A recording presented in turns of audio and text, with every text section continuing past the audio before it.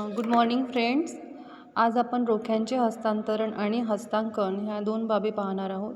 रोख्यांचे हस्तांतरण आणि हस्तांकन, transfer and transmission of securities. भागांचे हस्तांतरण म्हणजे ट्रान्सफर ऑफ शेअर, यालाच म्हणायचं रोख्यांचे हस्तांतरण. तर भागांचे हस्तांतरण म्हणजे याचा मुळात अर्थ असा असतो की भागांची खरेदी विक्री करणे. Transfer of share. भारतीय कंपनी कायदा 2013च्या कलम 44 नुसार भाग ही व्यक्तीची चल संपत्ती आहे. 2013च्या कलम 44 नुसार भाग ही काय आहे? व्यक्तीची चल संपत्ती आहे. करंट असेट्स म्हणून ती गृहीत धरण्यात आलेली आहे. एकंदरीत शेअर्स हे जे आहेत, हे शेअर्स हे शेअर कॅपिटलमध्ये येतात, म्हणजेच ते लायबिलिटी समजली जाते. परंतु निव्वळ शेअर म्हणजेच भाग हे काय आहे? चल संपत्ती म्हणून समजली गेलेली आहे. कंपनीच्या अंतर्नियमात नमूद करण्यात आलेल्या तरतुदीनुसार त्याचे हस्तांतरण होत असते. अशा भागांचे हस्तांतरण होत असते याची सोय कंपनीच्या अंतर्नियमात करण्यात आलेली आहे आणि त्यामुळे त्या तरतुदीनुसारच भागांचे हस्तांतरण सहज होत असते. सार्वजनिक कंपनीचे भाग हस्तांतरणीय असतात. सार्वजनिक कंपनी म्हणजे पब्लिक कंपनी, ज्याला आपण गव्हर्नमेंट ओरिएंटेड कंपनी असं म्हणतो, ती सार्वजनिक कंपनी असते की तिला आपल्या भागांचे हस्तांतरण करता येतात. भागधारक या भागांचे मालकी हक्क दुसऱ्यास देऊ शकतो. म्हणजे भागधारक हा आपले भाग दुसऱ्याला देऊ शकतो, म्हणजे आपले मालकी हक्क दुसऱ्याला स्थानांतरित करू शकतो. भागधारक हा कंपनीचे भाग खरेदी करतो, म्हणजेच तो कंपनीचा मालक बनतो, म्हणून त्याला मालकत्व प्राप्त होत असते. परंतु आपले भाग जर तो दुसऱ्याला देईल तर त्याचे मालकी हक्क हे दुसऱ्याकडे स्थानांतरित केले जाईल. भागांचे हस्तांतरण करून भागांचे रोख रकमेत रूपांतर करू शकतो. तर बघा, भागांचे हे जे रोख स्वरूपामध्ये ट्रान्सफर करायचं असेल तर भागांचे रोख रकमेत रूपांतर होत असते.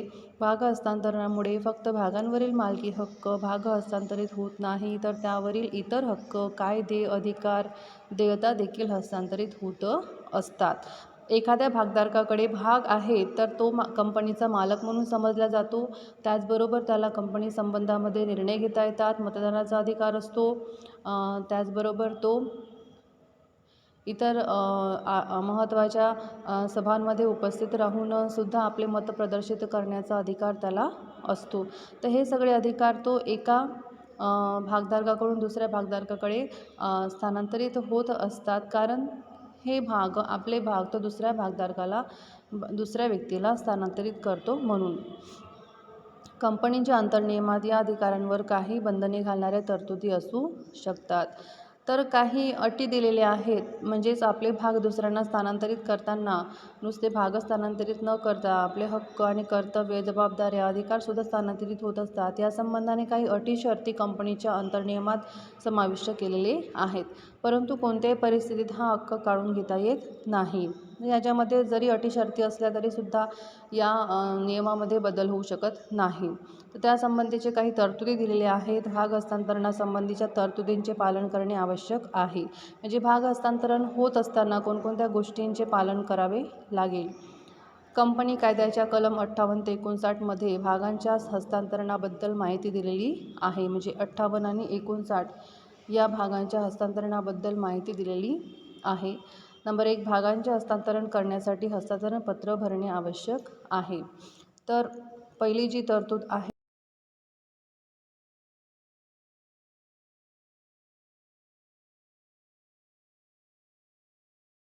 हस्तांतरण पत्र भरल्यानंतरच त्यांना भागांचे हस्तांतरण करता येईल. दुसरी आहे की भाग हस्तांतरण पत्र निश्चित प्रारूपात असले पाहिजे. म्हणजे जसं एखादा फॉर्मॅट असतो, ॲप्लिकेशन फॉर्म, ज्याला एक विशिष्ट प्रारूप असतो, तो तसा एक प्रारूप असलेला अर्ज हस्तांतरणासंबंधीचा भरून द्यावा लागतो आणि तो विशिष्ट प्रारूपात असतो. तो भरल्यानंतर त्यावर एका विशिष्ट किमतीचे मुद्रांक लावले असले पाहिजे. हस्तांतरण करणारा आणि हस्तांतरण स्वीकारणाऱ्या दोघांच्याही सह्या झाल्या पाहिजेत. कंपनीच्या कार्यालयात जमा करताना वाटप पत्र, भाग प्रमाणपत्र जोडले असले पाहिजे. मग जे वाटप पत्र हे जे दिलेलं आहे, त्या गोष्टी, वाटपपत्र आणि भाग प्रमाणपत्र या दोन्ही गोष्टी तिथे जोडले गेले असल्या पाहिजेत. कंपनीचा भागधारकाचा मृत्यू झाला असल्यास त्याच्या कायदेशीर वारसाने केलेले भागांचे हस्तांतरण कायदेशीर समजण्यात येईल. एखादा भागधारक मृत पावला असेल तर त्याचे भाग हे त्याच्या वारसदाराकडे कायदेशीररित्या हस्तांतरित झाले असेल तर ते भागांचे हस्तांतरण समजले जाईल. हस्तांतरणासाठी हस्तांतरकर्त्याने अर्ज केला असेल व अंशतः दत्त असतील तर संबंधित सूचना हस्तांतरणीला कंपनीने दिली पाहिजे. म्हणजे ज्याला भागांचे हस्तांतरण झालेले आहे त्याने पूर्वी काय केलं असेल, अर्ज केला असेल आणि त्याचे काही अंश दत्त बाकी आहेत, म्हणजे काही भाग अंशतः त्याने खरेदी केले, अंशतः बाकी असतील, तशी सूचना कंपनीने संबंधित हस्तांतरकाला दिली पाहिजे. त्यानंतर 2 आठवड्यांच्या आतमध्ये व्यक्तीने हस्तांतरणात हरकत न घेतल्यास कंपनीला हस्तांतरणाची नोंदणी करता येईल. म्हणजे काही भाग हस्तांतरणीय आहेत, काही व्हायचे आहेत, पण समोरचा व्यक्ती जर तो स्वीकारायला तयार असेल तर त्याच्या संमतीवर ते हस्तांतरण होऊ शकेल. जर तो स्वीकारणार नाही तर ते अर्ध्या भागांचे हस्तांतरण होणार नाही. तर बघा याच्यामध्ये पहिला पॉईंट सांगितला, हस्तांतरण पत्र भरणे आवश्यक आहे. त्याच्यावर तो विशिष्ट प्रारूपात असला पाहिजे, त्यावर मुद्रांक असला पाहिजे, दोघांच्या सह्या असल्या पाहिजे, सोबतच भागवाटपपत्र किंवा भाग प्रमाणपत्र जोडले गेले असले पाहिजे. तर ह्या गोष्टी पाहायला. त्याच्यानंतर नेक्स्ट सांगितलेलं आहे की कंपनीच्या अंतर्नियमात संचालकांना अधिकार दिला असल्यास भाग हस्तांतरणाच्या नोंदणीत संचालक नकार देऊ शकतात, परंतु असा नकार कंपनीच्या हिताकरिता असला पाहिजे. म्हणजे कंपनीच्या हस्तांतरणामध्ये संचालक मंडळाचा सुद्धा सल्ला घेणे खूप आवश्यक आहे. संचालकांनी जर यासंबंधी विरोध दर्शविला तर हस्तांतरण होऊ शकत नाही. भाग हस्तांतरणाच्या नोंदणीस नकार दिल्यावर त्याची सूचना 2 महिन्याच्या आत भागांचे हस्तांतरण करणारा आणि स्वीकारणाऱ्या दोघांनाही देणे आवश्यक आहे. तर 2 महिन्याच्या आतमध्ये त्यासंबंधीचा विरोध दर्शविला असेल संचालकांनी तर 2 महिन्याच्या आतमध्ये हस्तांतरणाला आणि हस्तांतरणकर्त्याला सूचना देणे आवश्यक आहे की हस्तांतरण होऊ शकणार नाही. कंपनीने हस्तांतरणाच्या नोंदणीस नकार दिल्याची सूचना योग्य मुदतीच्या आत दिली नाही तर कंपनीविरुद्ध केंद्र सरकारकडे याचिका दाखल करू शकतो. म्हणजे संचालक मंडळाने हस्तांतरणाला नकार दिला आणि कंपनीने भागधारकांना कळवलेच नाही तर भागधारक त्याविरोधामध्ये याचिका दाखल करू शकतात. केंद्र सरकार त्याची दखल घेऊ शकते. हस्तांतरणाचा अर्ज स्वीकृत झाल्याच्या तारखेपासून 2 महिन्याच्या मुदतीत हस्तांतरण स्वीकारणाऱ्याच्या नावाने भाग प्रमाणपत्र तयार करून त्याला प्रदान करण्यात आले पाहिजे. म्हणजे हस्तांतरण झालेलं आहे, हस्तांतरणाने अर्ज केलेला आहे तर 2 महिन्याच्या आतमध्ये त्याला ते प्रपत्र मिळायला पाहिजे, त्याच्या नावाने भाग हस्तांतरित झाले पाहिजे. कंपनीच्या समापनाच्या कार्यविधीला सुरुवात झाल्यानंतर भागांचे हस्तांतरण घडून येणार नाही. कंपनीचे समापन किंवा निस्तारण जेव्हा घडून येते तेव्हा भागांचे हस्तांतरण होऊ शकणार नाही. भागांचे हस्तांतरण स्वीकारण्याच्या नावाची सदस्य पंजीत नोंद झाल्यानंतर भाग हस्तांतरणाची कारवाई पूर्ण समजली जाते. शेवटी असते की भागांचे हस्तांतरण झाल्यानंतर संबंधित भागधारकांचे नाव सदस्य पंजीमध्ये नोंदविले गेले असेल तर तेव्हाच ती प्रोसेस किंवा प्रक्रिया पूर्ण झाली असं समजलं जाईल. तर अशा प्रकारे भाग हस्तांतरणासंबंधीच्या काही पायऱ्या दिलेल्या आहेत, 13 पॉईंट्स दिलेले आहेत की ज्यामध्ये भाग हस्तांतरण घडून येत असते. पहिला आहे हस्तांतरण पत्र भरणे. हस्तांतरण पत्र विशिष्ट प्रारूपात असायला पाहिजे, हस्तांतरण पत्रावर मुद्रांक असायला पाहिजे, दोघांच्या सह्या असायला पाहिजे, त्याच्यासोबत भागवाटपपत्र आणि भाग प्रमाणपत्र जोडले गेले असले पाहिजेत. मृत्यू झाला असेल तर वारसदाराने कायदेशीर अधिकार मिळाल्यास कायदेशीर हस्तांतरण समजले जाईल. त्याच्यानंतर भाग हस्तांतरणाचा अर्ज अंशतः दत्त असतील तर त्यासंबंधीची सूचना भागधारकांना देणे आवश्यक आहे. कधीकधी संचालक मंडळ या प्रक्रियेला नकार दर्शवू शकतो. नकार दर्शविला असल्यास 2 महिन्याच्या आतमध्ये त्याची माहिती भागधारकांना दिली गेली पाहिजे. भागधारकांना जर हस्तांतरण झालं असेल तर 2 महिन्याच्या आत त्यांना हस्तांतरणासंबंधीची नोंद करून संबंधित व्यक्तीचे नाव कंपनीच्या सदस्य वहीमध्ये नोंदविले गेले पाहिजे. जोपर्यंत भागधारकाचे नाव सदस्य वहीमध्ये नोंदविले जात नाही तोपर्यंत भाग हस्तांतरणाची प्रक्रिया पूर्ण होणार नाही. त्याच्यानंतर आहे भाग हस्तांतरणाची कार्यपद्धती. भाग हस्तांतरणामध्ये जी कार्यपद्धती वापरलेली आहे ते प्रमुख कार्यपद्धतीचे जे काम आहे ते कार्य सचिवाला पार पाडावे लागते. प्रत्येक कंपनीच्या दृष्टीने भागांचे हस्तांतरण ही महत्त्वाची बाब आहे. त्यामुळे भागांचे हस्तांतरण करण्यासाठी प्रत्येक कंपनीला विशिष्ट प्रकारच्या कार्यपद्धतीचा वापर करावा लागतो. हे कार्य सचिवाला पार पाडावे लागते. भागांच्या हस्तांतरणाच्या कार्यपद्धतीचे स्वरूप पुढील 2 प्रकारे विभाजित करता येते. 2 प्रकारे कार्यपद्धती होत असते. पहिला आहे भाग प्रमाणपत्रावरील सर्व भागांचे हस्तांतरण. दुसरं आहे भाग प्रमाणपत्रावरील फक्त काही भागांचे हस्तांतरण, म्हणजे संपूर्ण भाग हस्तांतरित करणे किंवा काही भाग हस्तांतरित करणे. अशा 2 प्रकारे हस्तांतरणाची कार्यविधी पार पाडली जाते. पहिला प्रकार बघूया. भाग प्रमाणपत्रावरील सर्व भागांचे हस्तांतरण केल्यास अवलंबिण्यात येणारी कार्यपद्धती. आता या प्रोसेसमध्ये सर्व झालेलं आहे. अशा वेळेला कोणती कार्यपद्धती वापरलेली आहे? नंबर 1 पृष्ठांकन. पृष्ठांकन भाग हस्तांतरण पत्र विशिष्ट प्रारूपामध्ये सादर करावयाचे असते. हस्तांतरणाच्या कार्यासाठी मोठ्या कंपनीमध्ये सचिवाशिवाय एक निबंधक नियुक्त केला जातो. हा निबंधक हस्तांतरण प्रपत्रावर सादर करण्याची तारीख लिहून पृष्ठांकन करतो. त्याचं रजिस्ट्रेशन करणे आवश्यक आहे की त्याच्यामध्ये एक सचिव तर असतो, पण नोंदणी अधिकारी असतो. तो त्याची दखल घेतो आणि संबंधित कार्याचे पृष्ठांकन करतो. हस्तांतरण पत्र कंपनी कार्यालयात सादर करणे. जे काही हस्तांतरण पत्र आहे ते निबंधकाकडे दिल्यानंतर तो त्याच्यावर तारीख टाकतो आणि तारीख टाकल्यावर त्याचे रजिस्ट्रेशन करतो. त्याच्यानंतर तो भागधारक त्याच्या स्वतःचे नाव आणि पत्ता, हस्तांतरित भागांचा तपशील, इतर माहिती भरून त्यावर स्वाक्षरी करेल. त्यावर योग्य मुद्रांक लावले जातील. हस्तांतरण स्वीकारणाराही त्याच्यावर सही करतो.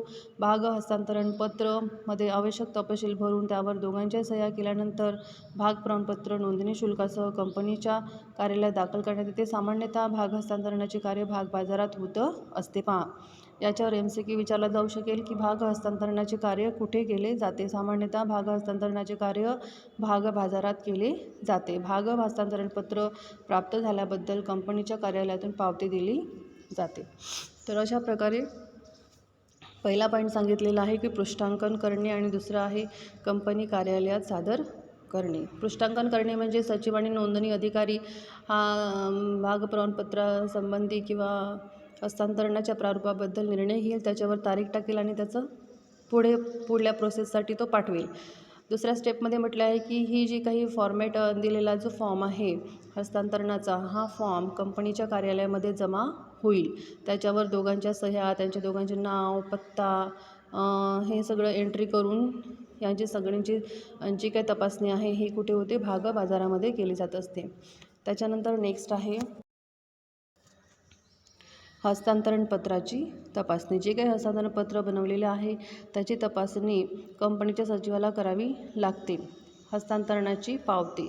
तपासणी झाल्यानंतर जो काही सचिव असतो तो कच्ची पावती परत घेऊन हस्तांतरणाची नवीन पावती तयार करतो. यालाच हस्तांतरणाची पावती असे म्हणतात. कंपनीजवळ भाग प्रमाणपत्र हस्तांतरणासाठी जमा करण्यात आले आहे त्याचा पुरावा म्हणून हस्तांतरणाची पावती दिली जाते. हस्तांतरण पत्राची सूचना. हस्तांतरणासाठी हस्तांतरण पत्र प्राप्त झाल्याची सूचना कंपनीचा सचिव किंवा पंजीयक संबंधित हस्तांतरण स्वीकारणारा दोन्ही पक्षांना देईल. म्हणजे हस्तांतरण पत्र प्राप्त झालेलं आहे असा कंपनीचा सचिव किंवा पंजीयक म्हणजे नोंदणी अधिकारी दोघांनाही देईल. म्हणजे हस्तांतरण करणारा आणि स्वीकारणारा. संबंधित पक्षांना या हस्तांतरणाबद्दल काही आक्षेप असल्यास त्यांनी निश्चित मुदतीत आत लेखी स्वरूपात कळविणे आवश्यक आहे. सामान्यतः हस्तांतरण स्वीकारणाराच कंपनीच्या कार्यालयात हस्तांतरण पत्र जमा करतो. म्हणून भागांचे हस्तांतरण करणाऱ्या व्यक्तीकडून त्याचे काही आक्षेप असल्यास त्याबद्दल विचारणा केली जाते. जर भागांचे हस्तांतरण करणाऱ्या भागधारकाने स्वतः हस्तांतरण पत्र केले असेल तर स्वीकारणाऱ्या व्यक्तीला तशी सूचना आक्षेपासह विचारली जात असते. त्याच्या उत्तराची वाट 15 दिवस पाहिली जाते. नंतर या 15 दिवसामध्ये उत्तर न आल्यास असे की त्याला कुठले आक्षेप नाही असं गृहीत धरून हस्तांतरणाची कार्यवाही पूर्ण केली जात असते. त्याच्यानंतर आहे हस्तांतरणाची नोंदणी. हस्तांतरणाची नोंदणी सचिव हा दिलेल्या तपशिलामध्ये विशिष्ट तरतुदीमध्ये करत असतो. सर्व तपशील बरोबर आहे याची खात्री करून घेतो. त्यानंतर तो हस्तांतरण पुस्तकात हस्तांतरणाची नोंद करून घेत असतो. हस्तांतरणाची नोंद कुठे होते? हस्तांतरण पुस्तकामध्ये होत असते. हस्तांतरण पुस्तकात खालील बाबींची नोंद केली जाते. हस्तांतरणाचा क्रमांक, नोंदणीची तारीख, संचालक मंडळाच्या सभेची तारीख, त्याच्यानंतर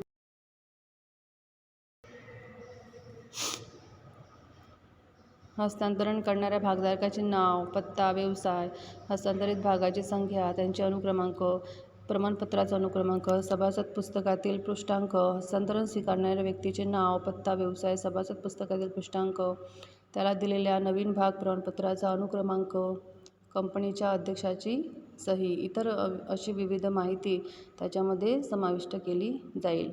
त्याच्यानंतर आहे 7वा पॉईंट, नवीन भाग प्रमाणपत्र तयार करणे. हस्तांतरण पुस्तकात वर दर्शविलेल्या नोंदी केल्यानंतर सचिव जुने भाग प्रमाणपत्र रद्द करतो. त्यावर रद्द केले आहे असा शिक्का लावून सही करतो. नंतर सचिव हस्तांतरण स्वीकारणाऱ्या व्यक्तीच्या नावाने नवीन भाग प्रमाणपत्र तयार करतो. त्याच्यावर शिक्का लावला जातो. कोण लावतो? जुन्या प्रमाणपत्रावर सचिव हा जुने प्रमाणपत्र रद्द करतो. त्याच्यावर शिक्का लावतो, रद्द केले आहे. याच्यावर प्रश्न विचारला जाऊ शकतो की सचिव जुने प्रमाणपत्र रद्द करतो, त्याच्यावर कोणता शिक्का लावतो? तर त्याच्यावर रद्द केले आहे असा शिक्का लावून सही करतो आणि नवीन प्रमाणपत्र इश्यू करतो. हस्तांतरणाचा ठराव. त्याच्यानंतर एक ठराव होते. जी सूचना हस्तांतरण करणारा आणि स्वीकारणारा दोघांना दिली जाते, तिची मुदत संपताच संचालक मंडळाची सभा बोलविणे आवश्यक आहे. या सभेत हस्तांतरणाच्या नोंदणीकरिता मान्यता देणारा ठराव मंजूर करणे आवश्यक आहे. म्हणून कंपनीचा सचिव संचालक मंडळाच्या सदस्याची परवानगी घेऊन सभा बोलवितो आणि या सभेत हस्तांतरण पत्र, रद्द केलेले भाग प्रमाणपत्र, नवीन भाग प्रमाणपत्र, हस्तांतरण पुस्तक सादर करतो. संचालक मंडळाच्या या सभेत सर्व बाबींवर चर्चा झाल्यानंतर सर्वांचे समाधान झाल्यास भागांच्या हस्तांतरणाला मान्यता देणारा ठराव मंजूर केला जात असतो. तर अशा प्रकारे एक सभा बोलविली जात असते. सभेमध्ये हस्तांतरण पत्र सादर करून ते पत्र रद्द केलेले आहे, नवीन प्रमाणपत्र काढले जाते, हस्तांतरण पुस्तक सादर केले जाते आणि संचालक मंडळापुढे सादर करून त्यावर चर्चा होऊन सर्वांच्या मताने हस्तांतरणाला मान्यता दिल्या जात असते. त्याच्यानंतर आहे सदस्यपंजीत नोंद. संचालक मंडळाच्या सभेत ठराव पास झाल्यानंतर कंपनीच्या सदस्यपंजीतून जुन्या भागधारकाचे मत म्हणजे हस्तांतरण करणाऱ्याचे नाव काढण्यात येईल आणि नवीन व्यक्तीचे नाव चढविण्यात येईल. ठीक आहे. सदस्यपंजीमध्ये एखादी वही असते, त्याच्यामध्ये जुन्या भागधारकाचे नाव काढले जाईल आणि नवीन भागधारकाचे नाव नोंदविले जाईल. नवीन भाग प्रमाणपत्र देणे. मग जुन्या भागधारकाचे नाव काढून नवीन भागधारकाचे नाव समाविष्ट केले जाईल आणि नवीन भागधारकाच्या नावाने नवीन भाग प्रमाणपत्र इश्यू केले जाईल. ठीक आहे. बाकीचं आपण उद्याला बघू. याच्यावर काही MCQs विचारले जाऊ शकतात. ते असे राहतील की भागांचे हस्तांतरण म्हणजे काय? भाग ही कोणत्या प्रकारची संपत्ती आहे? तर भाग ही चल संपत्ती आहे. त्याच्यानंतर याच्यावर प्रश्न विचारला जाईल की हस्तांतरण पत्र कसा असला पाहिजे, त्यासंबंधी काही ऑप्शन दिले जातील. तर हे त्यासाठी वाचून घ्या. याची तुम्हाला मी फोटोकॉपी व्हॉट्सअपवर पाठवते. भाग हस्तांतरणाच्या 2 पद्धती आहेत. एक तर संपूर्ण भागांचे हस्तांतरण आणि दुसरा आहे अंशतः भागांचे हस्तांतरण. त्याच्यामध्ये सुद्धा भाग हस्तांतरणाच्या कार्यपद्धती जर संपूर्ण भागाचे असतील तर त्याचेसुद्धा काही पॉईंट्स दिलेली आहे. त्याच्यामध्ये पृष्ठांकन, कंपनी कार्यालय सादर करणे, हस्तांतरणाची तपासणी, पावती, सूचना, नोंदणी, प्रमाणपत्र तयार करणे, हस्तांतरणाचा ठराव, सदस्यपंजीत नोंद करणे, नवीन भाग प्रमाणपत्र देणे, ह्यासुद्धा गोष्टी इथे आपण पाहिलेल्या आहेत. ते तुम्ही रजिस्टरवर लिहून वाचून घ्या. ठीक आहे.